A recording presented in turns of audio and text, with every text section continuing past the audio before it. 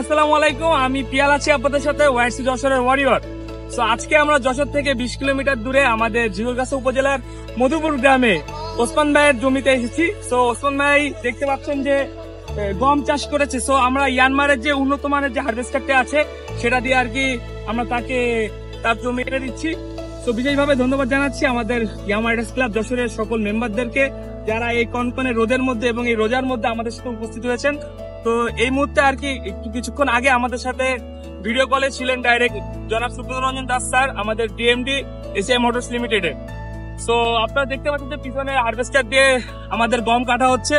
তো আমরা কিন্তু ইয়ামার রাইডার্স ক্লাব যশোর এই ধরনের কার্যক্রম আগেও করেছি, তো আমাদের এটা অব্যাহত থাকবে।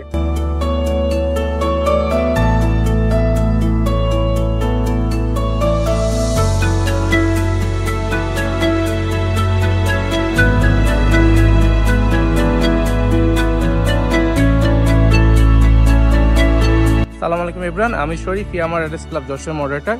তো ইয়ামার রাইডার্স ক্লাব যশোরের 7ম বর্ষ পূর্তি উপলক্ষে আমরা ইয়ামার রাইডার্স ক্লাব যশোরের মেম্বাররা উপস্থিত হয়েছি ঝিকরগাছার একটি উপজেলার ভিতরে।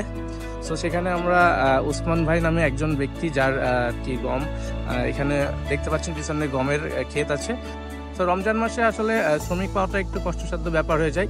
সো আমরা ইয়ামার রাইডার্স ক্লাব যশোরের পক্ষ থেকে এবং ইয়ানমারের সহযোগিতায় আমরা এখানে উপস্থিত হয়েছি, যে ইয়ানমার যেই আধুনিক যেই হারভেস্টার মেশিন আছে তার মাধ্যমে তার গমের যে ক্ষেতটা আছে এটা আমরা কাটাই থেকে শুরু করে মাড়াই এবং প্যাকেজিং পর্যন্ত আর কি করে দিব। সো ইয়ামার রাইডার্স ক্লাব যশোরের পক্ষ থেকে সবাইকে অসংখ্য ধন্যবাদ জানাচ্ছি আমাদের সাথে যুক্ত হওয়ার জন্য। Yes Yamaha.